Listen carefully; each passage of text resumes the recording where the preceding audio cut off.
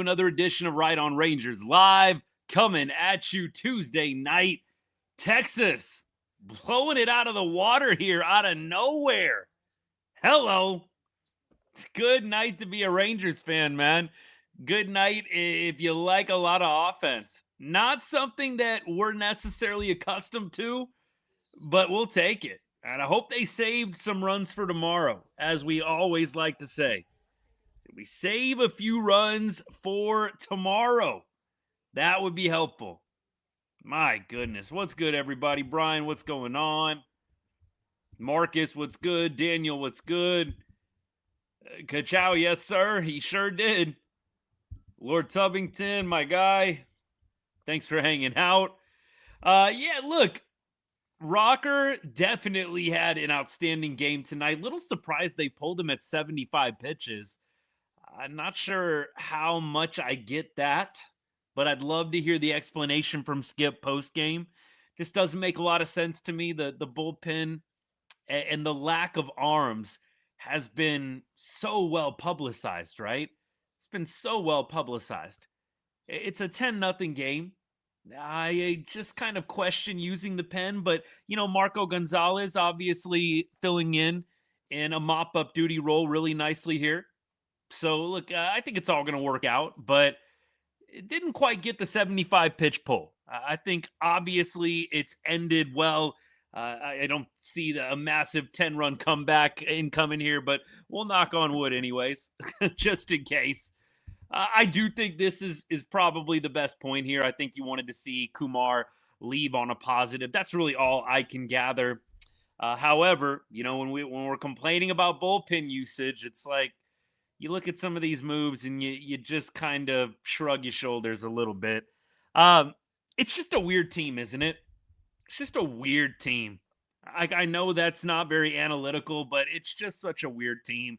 Like, that last bottom half of the inning was a perfect example. You got former Ranger minor leaguer Luis Angel Acuna throwing meatballs, and the Rangers go down 1-2-3 promptly. This is just such a weird team in that regard. They really are. They're raking against the White Sox. Not best arms, maybe, but against top arms. And then they go down 1-2-3 against the beach ball guy.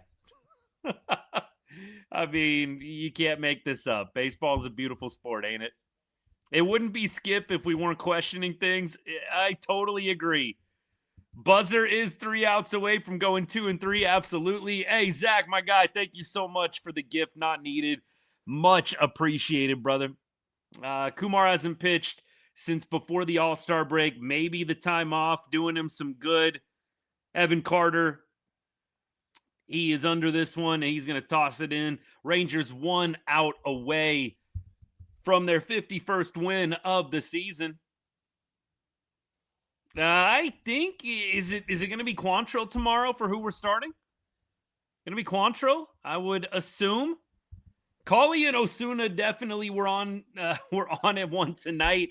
Nimmo and Osuna combined for 7 total hits. That's a pretty nice line for your outfield, man. Look, Alejandro Osuna, you guys already know. I won't be too insufferable tonight, but man, what a game from Osuna. He'll be on the bench tomorrow. It's not even a question. It doesn't really matter what he does. I'm sure he'll be on the bench tomorrow, unfortunately. But you guys know how I feel. I think they need to find ways to get Osuna into games. Look, I was actually kind of upset with myself. I hadn't looked up earlier what Alejandro Osuna is hitting with runners in scoring position. If you're old school, it's well over 300. If you're a little more on the new school side of things, the OPS is close to 1,000 with runners in scoring position. I as an Osuna truther, and I will give myself that title, I was a little bit surprised that I did not know that. I knew, obviously, that he's clutched up in a number of late game, runners in scoring position situations. I think those are pretty well documented. But nevertheless, man, Osuna coming through tonight. First 2 hits were the biggest, both RBI singles. And then he added a third hit as well. I think the Rangers have to find a way somehow to get this guy in the lineup. Get creative, do what you got to do. I know that they are trying to get Evan Carter right. I know that obviously Wyatt Langford isn't going anywhere. Brandon Nimmo's not going anywhere. It's going to be tough. They've got to get more creative. How can we get this guy in the lineup? Here we go. First and second, 2 outs. Maydroth up to bat right now. Jung was hammy. No. Calf. My bad. Jung was calf. Definitely thought when he was going first to third, he kind of slowed up a little bit. I was just like, man, first to third for JJ. I'm not trying to be disrespectful, but JJ, full effort, going all out, man. Just the conditioning just hasn't looked great this year. I'm just not surprised. I know maybe I'm kicking him when he's down a little bit here, but I'm just not surprised with the JJ stuff. I'm not. The bat's been great. Everything else for Josh has just not been good. It's not been good. Do we have an update on Seager? I think he's trending positively. I think he took BP today, if I read correctly. And then I think also they're kind of maybe thinking Mariners series or maybe next week when they go out on the road. I don't know if they're thinking that we're going to do a rehab assignment or not. Nicky Lopez, by the way, fields throws. Cue the I Like Texas music. Rangers win their 51st game of the year. They beat the White Sox by a score of 10-0. Hello, win column. Great game for the Rangers. I mean, look, multiple facets, right? The pitching was great. You had Marco Gonzalez and you had, of course, Kumar Rocker combining for the shutout. Just 3 hits allowed by the Rangers. White Sox only had 3 hits total all game long. Rangers put 18 hits themselves on the board. Probably one of the more complete wins of the season. I'm not really sure I can think of a whole lot more. This has got to be a top 5 win just in terms of completeness, right? Look, are there more clutch wins? Are there more exciting wins? Sure. But like just well-rounded. You had excellent pitching. You had excellent hitting today. I mean, not much more you can ask for. Let's see if we trade Osuna, I'll lose it. I do think Osuna is going to be some bait. I really do. I'm not going to at all be blind to the fact that Osuna is a little bit blocked in the outfield right now. And yeah, they definitely could keep him for depth. But look at what they did with him the last week. They barely used him. They barely used Osuna. That's what I mean. Like, they're not really getting creative to get him in games. So it does make me think he's expendable in their eyes. Obviously, I want to see him stick around. He's one of my favorite players, but I think he is a bit expendable in the eyes of the organization. They're not finding enough ways to get him in games. And I know that defensively, he's been a bit of a liability this year. I understand that. So maybe the argument late in games, how can you get him in if you're trading away, maybe a little bit of a better bat for bad defense? I think it is a valid question. I just think in terms of full games, they'd have to give this guy more ABs some way, somehow. I don't know if it's getting him to play some first base. I don't know if it's maybe giving Foscue a day and allowing Wyatt Langford to DH against a left-handed starter. Just get creative, man. Get creative. They've got to find a way to get this guy in games. I'll get you the stats right now. Osuna with runners in scoring position this year. With runners in scoring position. It's honestly, like I said, the stats surprised me quite a bit. Here they are. Scoring position, 915 OPS. This is not updated, by the way. So this was coming into today's game. 915 OPS. Osuna was batting 354 with runners in scoring position. I do think he's maybe found a home against lefty starters, ironically. Against lefties coming into today, Osuna was hitting 281 with a 624 OPS. That ticked up. I'm pretty sure every one of his hits tonight was off of a lefty. I hope they don't trade him, but he does feel slightly expendable at this point. Osuna does play some first base, barely. Like they kind of did a little test run with him a couple months ago when they demoted him the first time, and I don't think much came of it. I don't think hardly anything came of it. And so maybe it didn't work out well. Maybe they didn't like the feel of Osuna at first. Nobody's really circled back up on that. And so, unless one of the beat writers asks, I do not know that Osuna at first base is a real option right now. Darnell, what's good, man? Dan, yeah, I would agree. If Osuna does get traded, it's going to be to upgrade, probably pitching. I think you could also maybe make an argument to upgrade, maybe an infield spot, something like that. There's a lot of different directions you could go. Jose, I know there's a lot of Rangers fans that do feel this way. Look, Evan Carter obviously had a big home run the other day.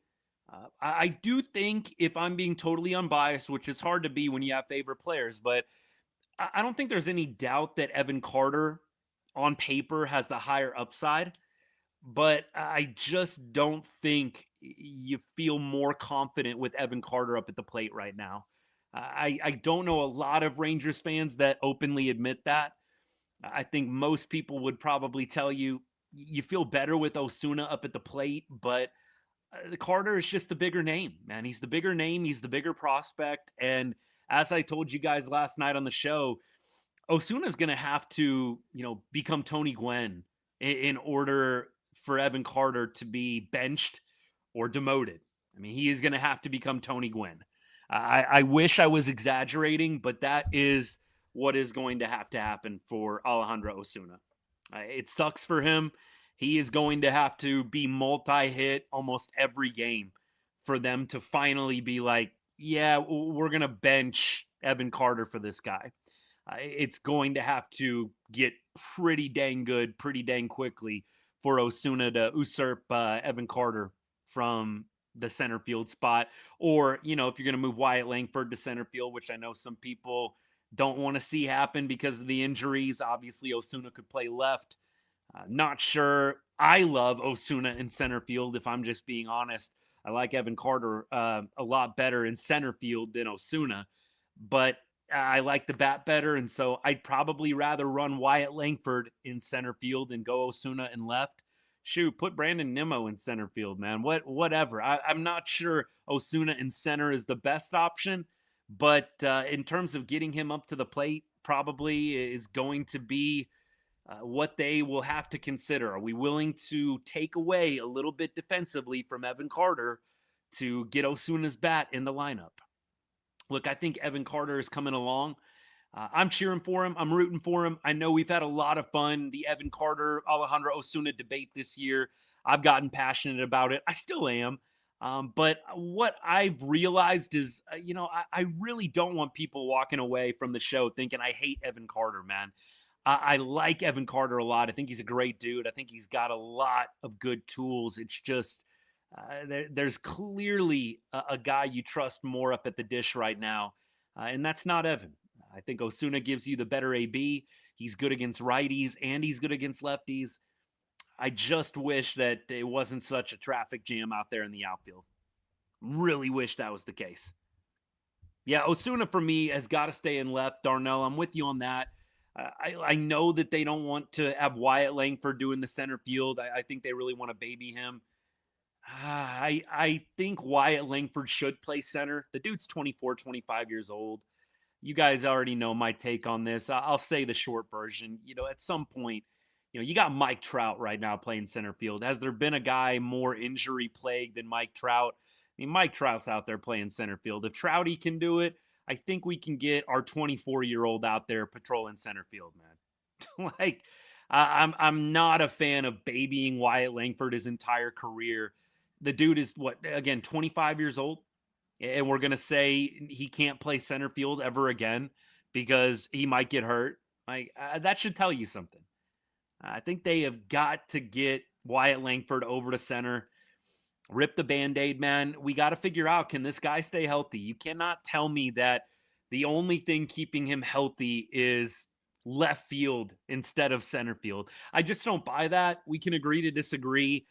I don't buy that the only thing keeping Wyatt Langford healthy is not having him play center field. I just don't see that as reality. Again, push back all you want, agree to disagree, but I don't think that center field, left field, the difference between those two is what's really keeping Wyatt Langford off the IL. I think Wyatt just plays the game at 100%, and that's a beautiful thing watching him fly around. I would much rather have Wyatt Langford in center field, Osuna in left right now, Evan Carter being a guy that you can obviously still work in, but I think they should ride the hot hand, man. Ride the hot hand. It's not like a total shock to me. I know you can't blame, Evan Carter's absence on this offensive breakout. And I don't think that's fair to him, but it's not lost on me, and it shouldn't be lost on you that, Osuna's in the lineup tonight and the Rangers win a ball game and score quite a few runs. It's just not a shock. And I definitely think there's more to it than just Osuna being in the lineup. I don't want to take credit away from Kumar Rocker, Brandon Nimmo, and Nicky Lopez, and a lot of the other guys, Wyatt Langford. But it just doesn't surprise me. You get Osuna back in the lineup, dude is lighting it up from the 9-hole, and you're having a lot of success. Josh Jung, Miguel, what's good? Josh Jung rounded second base, and it looked like slowed up a little bit. Calf tightness is what they're calling it, so something to monitor. JJ to me is definitely a guy that went all in with the bat in the offseason, and I really think that you have to applaud him for that. Josh Jung, reclamation when it comes to what he's doing up at the dish. I mean, top 5 in batting average in the American League. You got to give Josh Jung his flowers for that. I will say, I don't think it's become more clear with the injury tonight, and really just some of the other things that you've seen, the defense, the base running. I don't think it's been ever clearer that JJ just went all in with the bat this offseason, and it really doesn't appear like he stayed sharp in the other areas. Does not appear that, he locked in on the conditioning this year. He's running, I think even slower than he was last year. And that was evidenced on the ground ball that he hit. I didn't think there was any way that they were going to get Josh Jung on that ground ball that he hit in the hole. And sure enough, they did. Josh Jung, the slowest he's ever been in his career. These things are measured. I'm not just saying this. This isn't just my opinion. This is StatCast measurables on Baseball Savant. He has never been slower. Fielding glove has not been good either. It feels like the cost of the bat being as good as it is just about every other element of Josh Jung's game right now. Osuna interview. Such a good outing today from him. Limited the White Sox to just one hit. We saw how much offensive production they could put together yesterday. So what can you say about the job he did? I mean, we was fight, and I know that's a tough loss yesterday. And we come with a lot of energy today. Just try to support Kumar, and he did his job, and we support today really good. Awesome, thanks, Alejandro. How do you not love this dude? I'm not just saying this like biased. How do you not love this guy? Like, how do you not love Alejandro Osuna? I mean, first of all, the dude just gets on base. He comes through in the clutch. Is he hitting a million homers? No, he's not. But, there's some greats that have played this game that weren't big sluggers, big home run hitters. I definitely am not comparing him to Tony Gwynn or Ichiro. Don't get it twisted. But those were both two guys that didn't have a lot of pop, but are known very widely as being two of the best hitters to ever play the game. Osuna doesn't have to drive the ball out of the ballpark to be effective. If he can go 3 for 4 with 3 singles every game, I'll take that every single time. There's no question, man. This is probably one of my favorite Rangers. Should be one of yours. The dude has great energy, and the other thing that I love about him is the teammate that he is. You never see this guy pouting ever. Like, you go to the dugout pan from whatever happened on the field, he's like the one that's always cheering, always supporting the team. Never in there pouting about how he's not in the game. Like literally every time the camera pans to Osuna in the dugout after somebody gets a big hit, the dude's like the loudest one. Look, I know these are intangibles. I know that this is a production-based business, but it's just very hard, I think, to not like what this guy brings to the table. Let's see. What are we talking about here? Jay, what's good? Langford in center, Osuna in left. Yeah, that's what I'd like to see. I'm not saying demote Evan Carter, although it might be good for him to get consistent ABs against lefties and righties alike. But I do think you should ride the hot hand with Osuna. Got to find a way. Zach, I'm with you. Doesn't always have to be an extra base hit to bring in a run. Absolutely. Yeah, JS, I'm with you too. Like, again, Osuna, you have seen Rangers players not doing well, not getting playing time. You've seen guys pout in that dugout, man. You have. You've seen it. I don't want to name names and put guys on blast. I've got about 2 or 3 guys in my mind right now. Pouters. And the body language is just terrible. They're not playing well. They don't care about what anybody else is doing because they're not playing well. Again, every time the camera pans to Osuna after a big hit, after somebody does well, even like Evan Carter, man. Evan Carter was hitting homers and getting base knocks the other day. Osuna's like, again, the most hyped one in there. How do you not love this guy? All right, what are we talking about? Corey Seager? We talking a lot about Seager in the chat over here? Look, here's how I feel about Corey. Make sure he's healthy. Make sure he's healthy. I don't want to get over dramatic here, but if we're talking about Corey Seager, I really do worry that a lot of the fan base that still supports Corey is going to turn even more on the guy if he comes back and after 4 or 5 games goes on the injured list again. He has got to come back 100%. There's no reason for the Rangers to rush this guy back. He has got to come back 100% healthy or don't bring him back. Because I just feel like, again, he comes back for this series with the Mariners or next week. He starts the series next week. And then after a few games, he goes back to the bench. He's hurt, needs another couple days, IL stint. You're going to see a lot of people, I think, start to turn on him even more so. I think he's already got a lot of fans that are turning on him.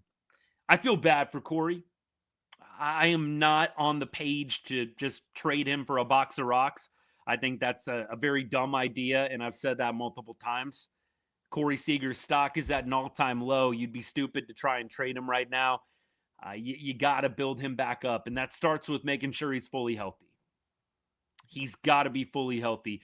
You rush him back, he gets hurt again, it's just going to get uglier. We have got to get this guy at 100% before we try and get him back on the field. Now, in terms of like missing Seager, no. I can't say right now I feel like the Rangers are worse off without Corey. Let me just be dead honest. I know some people might think I'm crazy for that take. I bet a bunch of y'all don't, but I don't think the Rangers are worse off right now. Corey Seager was not giving you anything before the injury. And I know that might sound disrespectful, but I mean, the guy was hitting under 200, had an OPS in the 600s. I mean, Osuna is contributing more than Corey Seager at this point. Like, the truth hurts on that. And so, no, I don't think the Rangers lineup is necessarily missing Corey Seager. TLC, what they're missing is the version of Corey Seager that we're all used to. They're not missing the Corey Seager that we're seeing right now in 2026. They're definitely not missing that. What they're missing is the version of Corey that showed up in 24 and in 25. 2 productive years for him. Right now, the idea of Corey Seager is what is actually being missed more than Corey Seager himself. It's the idea that Corey can hit 20 to 30 homers. He's not, but he can. And so I have to catch myself because, yeah, if you can get a guy doing what Corey Seager's done most of his career back in the lineup, you take that all day long. But that's not what he's been giving you. Now, do I think that you don't play him, you keep him on the bench? Absolutely not. You just can't do that. It's not a possibility. They are not at all even thinking twice about keeping Nicky Lopez in the lineup for Corey Seager. They're not thinking about that, man. They're going to be playing Corey. But let's just be dead honest. They're not missing his bat right now. I know that CY is doing the public relations media tour and talking about, Corey Seager, man, he comes back. Montgomery, Bradford, when they come back.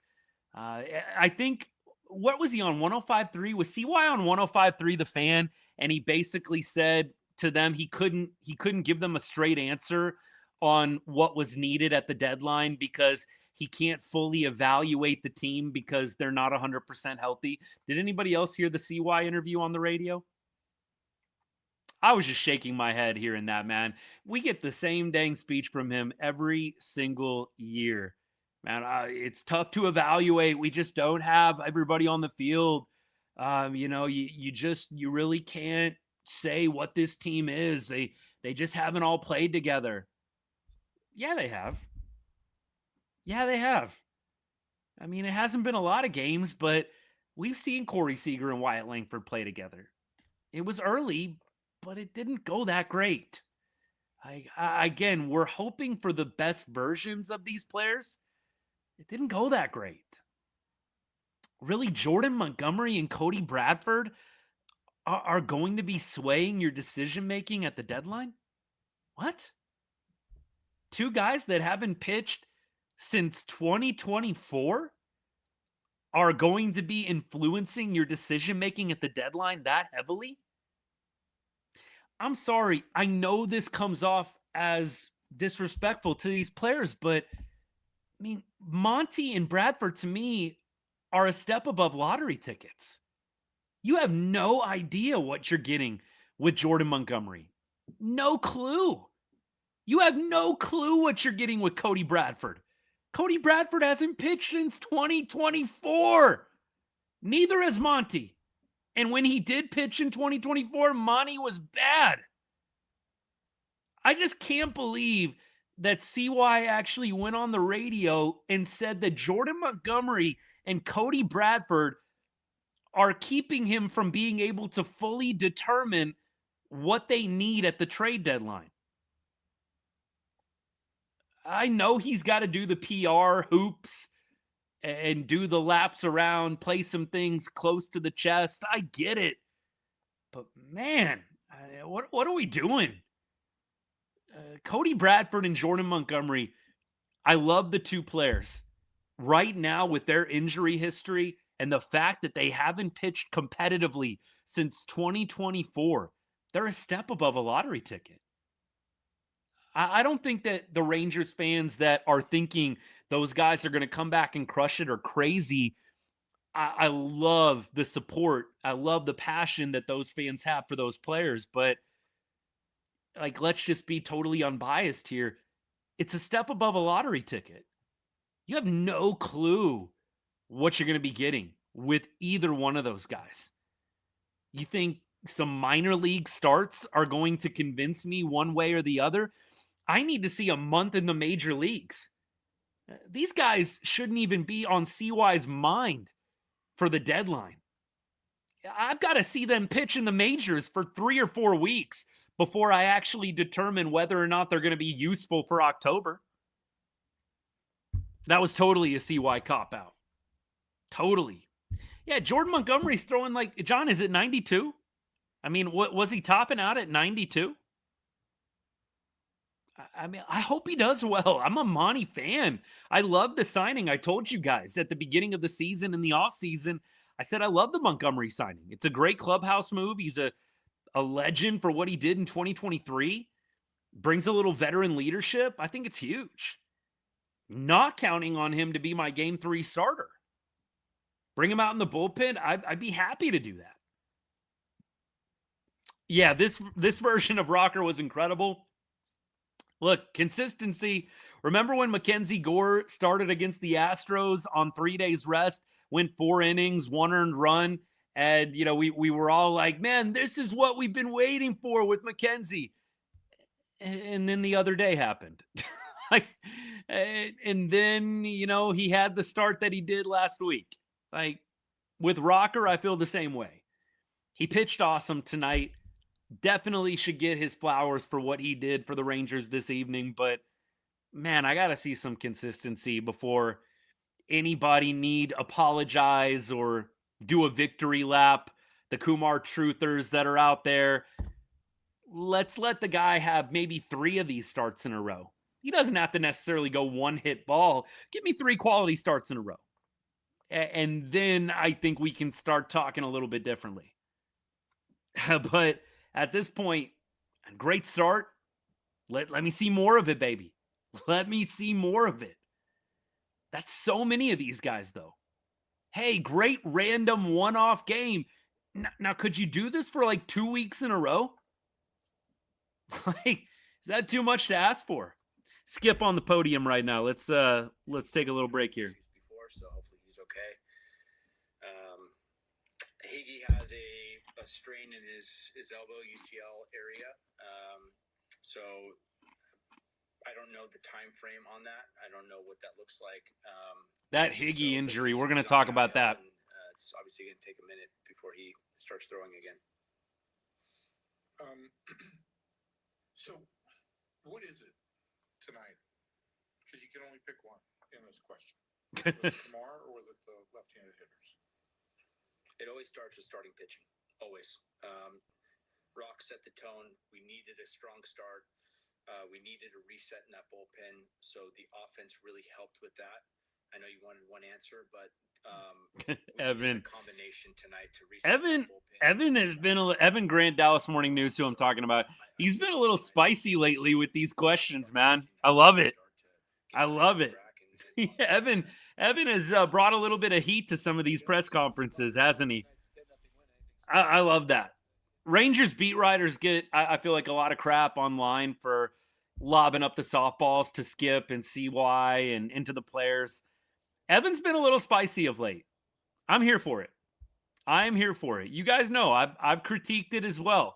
I think the beat writers do go a little bit soft on some of the coaches and players. I like what Evan Grant is doing right now, man. He is not messing around, just asking those questions. Even if they're a little awkward. I like it. Tonight, he definitely wasn't doing anything crazy. I just like that he is not just status quo up there. He basically asked, was it more Kumar tonight, or was it more, the left-handed pitching and being able to hit the left-handed pitching? Skip said it always starts with the starting pitcher. I would have to agree. Kumar Rocker, you got to give him, I think, props tonight. First and foremost, I know I always do, like a pitcher, player of the game, and an offensive player of the game. I would agree with Skip. It definitely starts with what Kumar did tonight. He's able to save the bullpen. Look, you can score 10 runs, but then you give up 8 or 9, and you're absolutely taxing your pen, right? By the way, Josh Jung thinks he can play tomorrow. They're going to test it out, but he says he's okay, and he thinks he can play tomorrow. Skip is not talking anymore. He's not talking anymore. It was a short little, only a couple of questions. I think I missed the first question, got in on the second one. I don't think that they really asked a whole lot there. Phil, the ALS is going to come down between the Rangers and the Mariners. Yeah. I mean, look, I think that's a pretty good bet with how things are going right now. It's a pretty dang good bet. Look, the Rangers have a long way to go here. You've got 100 in 1 games played. You got 61 games more to go. It's going to go quick. It always does. But you've got to start separating. You would love to see the Rangers really break away here. And look, the Mariners right now, down 3-0 to the Reds. You hope that continues. You have the A's losing to the Diamondbacks right now. You have the Astros beating the Marlins. And the Angels, I believe, are up 5-1 on the Cardinals. So it doesn't matter. Angels, I'm not so worried about. It's basically Mariners and Astros at this point. Evan Grant, speaking of Evan, he had like a little quiz that he put together. I don't know if you guys saw that. It's like, what kind of Rangers fan are you or something like that. And it was great. But he basically, he had some truthful things in there that I really liked. And, he essentially said in so many words, like, absolutely, this team is benefiting from a bit of a lackluster AL West, but it's there for the taking. And I like that a lot. I like that the Rangers are in a good spot right now, kind of, I don't want to say playing with house money, but you kind of have this extra life that's been given to you, so to speak, with how bad the AL West is. You just want to see this club take advantage, man. You really want to see them start grabbing the bull by the horns and winning some ball games consecutively, creating a little bit of space.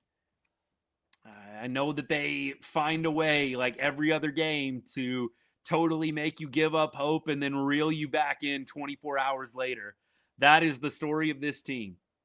And I don't need them to go on a 14-win run like the Red Sox. I'll take it.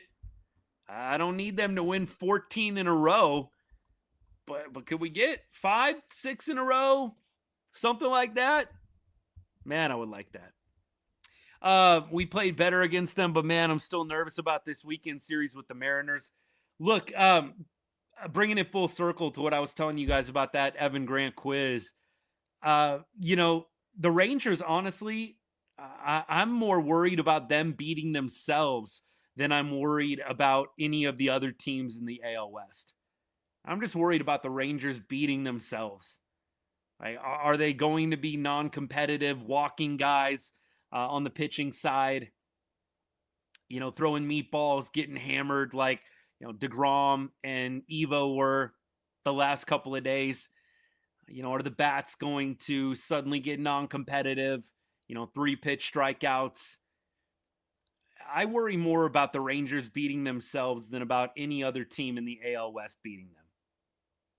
Honestly, I think the Rangers, if they could find a way to just grab a little more consistency, easier said than done, they could start running away a little bit with this division.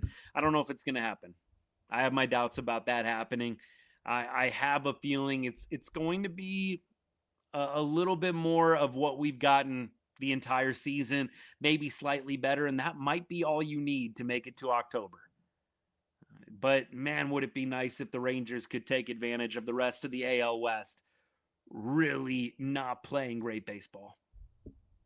I mean, look, at this point, it is interesting, but the Rangers may need to acquire a catcher. Kyle Higashioka is on the IL with a strained elbow, so he's shut down for a minimum of 10 games. That's going to put you right before the trade deadline. Remember, the ploy, the whole idea was maybe you could trade Higgy on an expiring contract to a team that needs a catcher. I don't know if the IL stint really is going to affect that a ton or not, but it's not great. I can tell you that. It's not ideal right before the deadline for this to happen. That being said, I haven't really gotten a great update on Danny Jansen. I have not even gotten a great update on that. So we'll see when he's coming back. Austin Wynn's great getting an opportunity, but you wonder if maybe the Rangers are a little bit more inclined to go get catching help now that they've got the Kyle Higashioka injury. I don't know. Not needing an IL stint. Didn't they put Higgy on the IL? Lord Tubington, you talking about somebody else? I thought they put him on the IL. Are we talking about Josh Jung? Yeah, I mean, Josh Jung, I think at this point, if we're talking about Jung, I wouldn't push it either with him. You need his bat. We obviously have not been super pleased with some other parts of his game. The defense, the base running, the conditioning. I'm glad that hopefully he'll be good. I surely don't want to see him get pushed, though. We need that bat. We need that bat in the lineup. Absolutely. All right, we keep rolling. We're doing pretty good on time here. We're going to do our preview for tomorrow's game in about 10 minutes or so. We're going to keep taking comments and questions from all y'all. Rangers win this one 10-0 after getting beat 10-3 last night. They hang the same amount on the White Sox just 24 hours later. We've already talked about some of the standouts from tonight's matchup. Wyatt Langford leading off 2 for 4, had a home run as well. Nicky Lopez 2 for 3 on the night. Brandon Nimmo 4 for 4. Nimmo had a rough night last night. Struck out in a big spot with runners on first and second. It was 5-3 at that point. This was before Corniel came in. Nimmo, I think last night was 0 for 4 with 3 Ks, if I'm not mistaken. So what a bounce back game from him. Good stuff. Duran, he had a nice game, 2 for 5.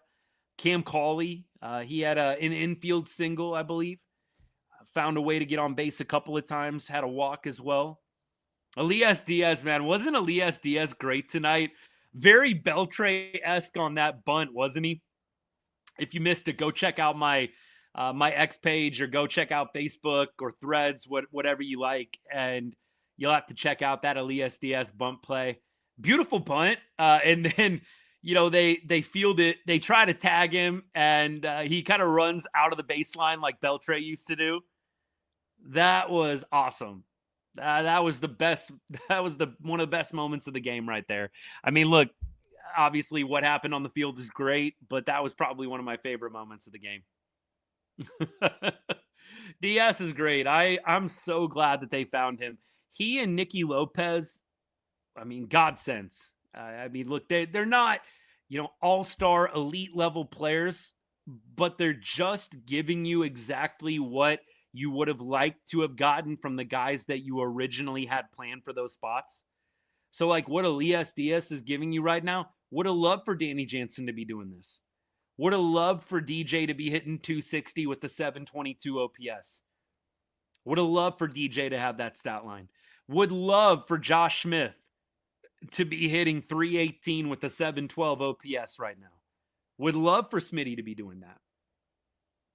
So these guys aren't giving you like all-star level production, but they're giving you exactly what you were hoping to get out of the guys that you made the priority in the offseason.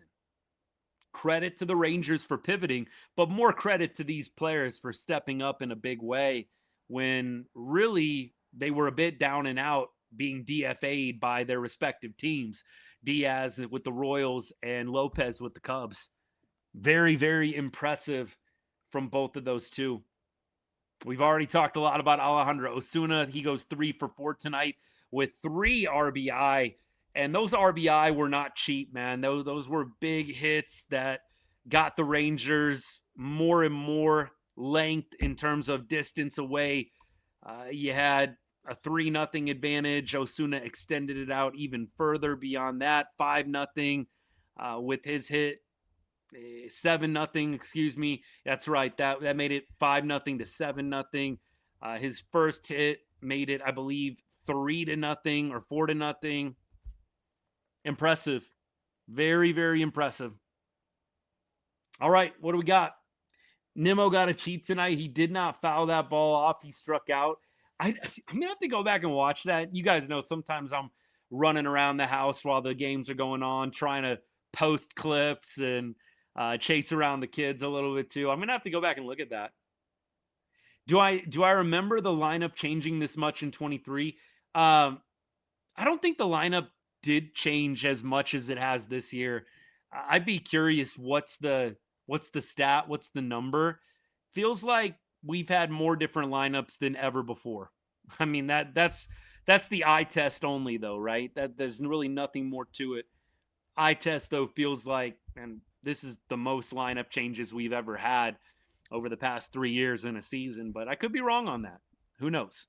Reds are still up 3-0 on the Mariners. Mariners do have runners on first and second with 1 out in the bottom of the 6th. Cincy is still on top. Yes, sir. Yes, sir. Yes, sir. Again, pitching-wise, we already talked a lot about Kumar Rocker. Great game from him. Really, really love the fact that he comes back after the All-Star break. Kind of went into the All-Star break a little rough, and he really showed out tonight in front of the home crowd. 1 hit, only 2 walks, 3 base runners all night long. Had the 6 strikeouts as well. Just a beautiful performance from him. Now you just need the consistency. Right? That's all we're asking for. Not just one random start. Let's do this over a couple weeks, please. That's what we want to see out of a lot of these players. You've seen some of these guys have nice games here and there. We need an extended stretch. Same thing with the Rangers as a whole. We've seen them win a series. We've seen them sweep a series. And then you see them in the very next series kind of fall flat on their face. We have got to get some more consistency out of this team. Hope it's coming. After they get done with the Mariners, it feels like you have some very winnable series coming up. That doesn't always mean everything, but it sure would be nice. As I said, see the Rangers go on kind of one of those little rascals runs, 16-4, right? Win 16 of 20. Maybe you're not going to, like I said, win 14 in a row like the Red Sox. Give me a 16 out of 20 stretch. Would love it. And that would probably really create a good amount of distance. Look, no division lead is safe in August. We've seen so many teams in the West, especially, really soil the bed. Man, the Mariners, they were up like 10 games a couple of years ago, wasn't it? Was last year or in 24? I remember the Mariners were like running away with the division, and then the Astros like came charging back. Rangers made it a little interesting there at the end too. Like, no division lead is safe in August, man. You're going to have to continue to win games all the way through September to put the division away. But I just feel like the Rangers, they are in a very good position. You add some talent. I'm not saying, trade away Walcott or anything. I think we talked about that. I think you can get away this deadline without trading him. Maybe there's a couple of scenarios I would be okay with it, but there's not many. And not many players that I'm willing to give up Sebastian Walcott for. I think they're going to get away without trading him, but it does feel like you add 2 or 3 more pieces, the Rangers could easily make it to October. Are they going to win the World Series? Depends on who they get. Depends on Corey Seager and how he comes back. There is still a lot to be determined there. But I absolutely think you buy a couple of players, there's a good shot of making the playoffs. It's just what they're going to do after that. And man, you just got to be careful because the last 2 years you bought at the deadline and fallen flat on your face. That can't happen again. Can't happen again. Big Tex, I'm with you. Like, if I'm trading Walcott, I'm getting a star in return. I'm not just getting, Luis Ariz for half a season. Honestly, Miguel, what's good, my guy? Appreciate you hanging out. I've always said in a 7-game series, anything can happen.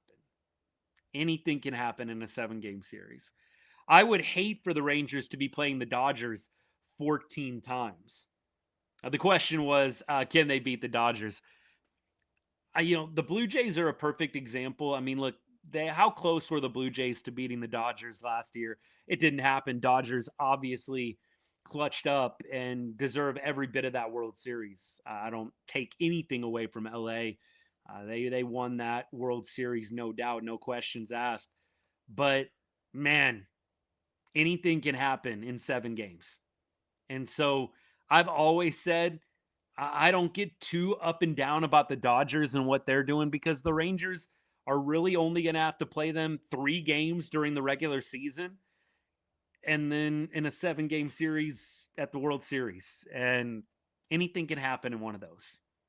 All depends on who's hot, who's not. Rangers obviously got hot in 2023. They won it all. Nobody expected that. So, yeah, I'll take my chances against the Dodgers in a 7-game series, having to play them 14 times and compete with them for the division. That I'm a little bit less agreeable to. Mason Miller or a starter, man, you're going to have to give up a lot for Mason Miller. I do think, yeah, you're trading major league talent to get Mason Miller, and you're probably trading some top arms like Santos and Scarborough. That'd be fun. Mason Miller would be a lot of fun. It'd be a little weird with Latsy. I think that's the only thing. It would just be a little bit of a weird fit with Latsy in there, like, all-star closer. You're just going to kick him to the curb, or you're just going to make Mason Miller be setup guy. I don't know. I'm not sure if I'm wrapping my head around that. I guess you just do whatever is best for the team. Maybe you play matchups, but man, I think that could definitely mess with some things that they've got going on at the back end. I think you'd love to have Miller on the team, don't get me wrong, but I think I said the other night, if they did go get Miller, I just hope it wouldn't affect Latz in any way. I hope that Latz would still be that same killer. Yeah, it's a mental game, man. It is a mental game, and I'm not saying that Latz is mentally weak by any means, but you go get Miller, you take Latz out of the closer role, you put Miller in the closer role. You just hope Latz can still keep doing his thing, because I just do not think at all that you're going to have Mason Miller on your roster and not have him work the ninth inning. What's the story on the streaming issue? I guess Victory Plus running out of money, not making payments, and so Rangers decided to pivot to Buzzer. Buzzer, I think, is getting mixed reviews right now. Adrenaline is different. Yep. Mason Miller is a demon, no doubt. That intro song he has, that Korn intro song that he has, that hits, man. I'm sorry, it's better than Latsy's. Mason Miller's intro song, my goodness, gave me the chills. I could watch that, like, that the first time they ever debuted it, I could watch that over and over, him running out to that song. That is crazy. Crazy vibes, man. Pretty sure Mason would have closer only in the contract. Yeah, I just don't think you're going to acquire him and make him setup guy even to Latz. And so, like I said, not trying to say that Latz is mentally weak. I don't think that he is. He's been really good in the ninth inning. I just hope that you go get Miller, you send Latz to setup duty. He's still the same dude. That would be the preference. Isn't it? It's Blind, right, by Korn. Great song. Great song. Blind by Korn is what Mason Miller runs out to. Go and look on social media for the intro if you haven't seen it. You'll know exactly what I'm talking about. Trent, yes, sir. Why did we drop Paddock and keep Quantrill? Well, Paddock, I think, was always going to be a short-term guy. By the way, Paddock has joined Blaine Krim. I don't know if they're playing for the same team, but Paddock is over in Korea now. He signed with a KBO team. So Paddock is overseas. I think the plan was always for Paddock to just pitch that one game and then hit the road. By the way, you get, I think, a nice little pay bump getting to play on a KBO team like Blaine Krim. You know what the minor league guys are getting paid. They're getting paid less than $100K.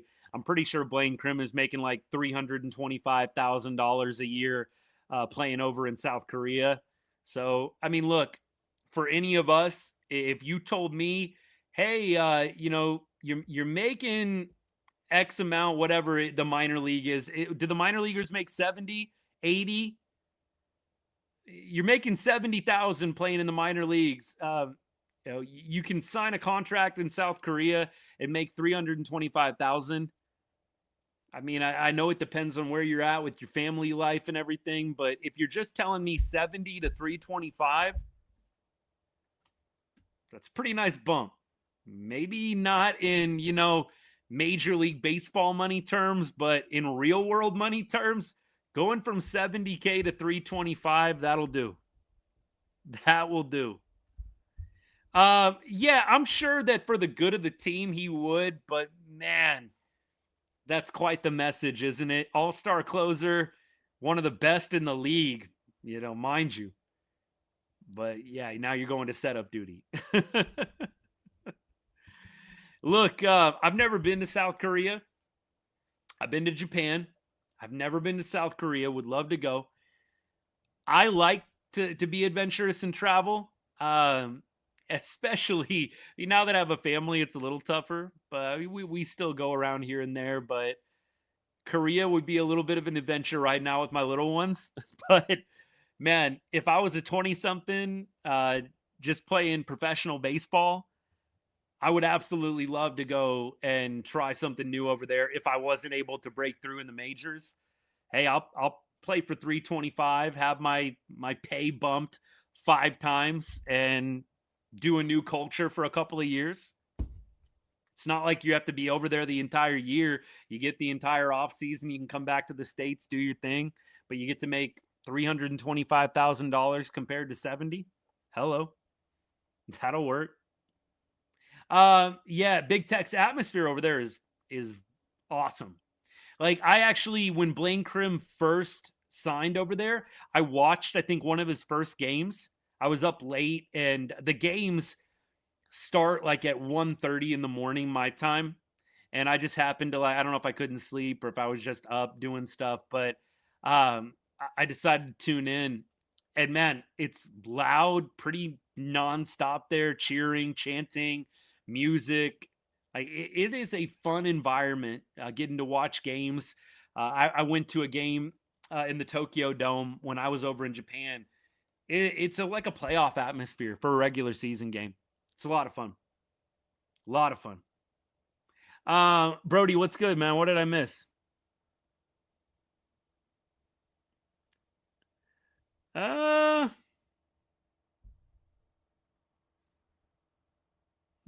don't know. I guess I didn't miss anything. Some of y'all, you guys got to remember, it's nothing personal if I miss a comment. I hope y'all don't mind. Obviously, I've got about 9 million things going at once, but I never mean to ignore. So don't ever take it that way. Just keep on reposting. I'll find it eventually. Living outside the park, though, yeah, that's true. I'm kind of the mindset, though, you could do anything for a year or two. Like, I could do anything for a year or two. Misty, appreciate the follow. Thanks so much. I mean, yeah, playing a year over in Korea as a young 20-something, yeah, I could do that. It's 1 year. It's not forever. That's just my mentality. Great job by Gonzalez. Could have used C Mart tonight. They actually could have used C Mart tonight.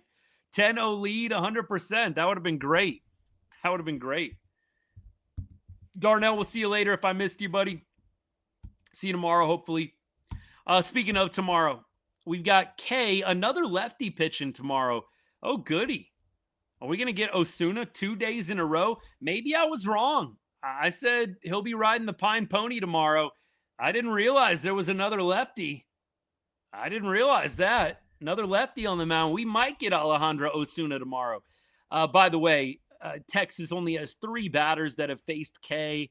Lopez is 1 for 1. Nimmo is 1 for 1. Austin Wins, the new catcher that was called up after Higgy going on the IL. He is 1 for 5. Acuna is 1 for 2 against Cal Quantrill. Benintendi is batting .300 with 20 ABs against Cal. Randall Grichuk is 2 for 10 with a home run. Benintendi also has a home run off Quantrill. So only 3 White Sox have faced Cal Quantrill at this point. All right, not much that we can really go off of. Cal is coming off a really rough game. 4 innings, 11 hits, 6 earned runs against Atlanta. You would love to see him do a little bit more like he did against Detroit and Houston, man, which was 5 innings, 2 earned runs or less. He was 6 innings, 1 earned run against Houston on July 10th before the All-Star break. You'd love to see Cal give you a little bit closer to what he did against the Astros and the Tigers. We'll go ahead and we'll forget The 4 innings, 11 hits, 6 earned run against the Braves. By the way, Cal Quantrill, I don't know if you guys realize this, but Cal was a former first-round pick. San Diego drafted him in 2016. He was the number 8 overall pick, went to college at Stanford. A lot of people have commented like, man, this guy just does not seem like first round, number 8 pick type pedigree. I mean, look, he's made it this far, man. He's had a nice little career. He's been in the league since 2019. You know, that 10-year number is pretty big with the big leaguers. That's when you kind of lock in the insurance and a lot of those 10-year benefits. I'm sure he's trying to hang around as long as he can, and I'm cheering for him. I am 100% cheering for him. Hopefully he bounces back and has a great start tomorrow against the White Sox. Obviously playing for Cleveland, he pitched against them a couple of different times, but most of the team, he hasn't. What else? Anything? No buzzer app on Roku. Yeah, I think that I heard in August that they're going to be getting the Roku app. And Trent, I think same thing for like LG. I think they're in August going to be coming out with more compatibility, but man, that's still 2 weeks away. I mean, they really should have had all those things on deck ready to go, in my humble opinion. It's a shame they didn't. Rangers absolutely do need a good back-end reliever. I would love that. I think that is going to be priority number 1. CY, Cody Bradford, Jordan Montgomery. Those guys aren't going to be your setup guys. Maybe they're thinking Cody Bradford is going to be Latz 2.0. Maybe they can do to Cody Bradford what they did to Jacob Latz, and we're just going to have these, double-barreled lefties in the 8th and 9th inning. Look, I'll believe it when I see it, but I'd like to see them go out and get somebody. That would be phenomenal. That'd be awesome. All right, y'all. We're going to go ahead. We're going to call it a night. I appreciate all you guys hanging out. We had a lot of fun tonight. Always good talking about a Rangers win.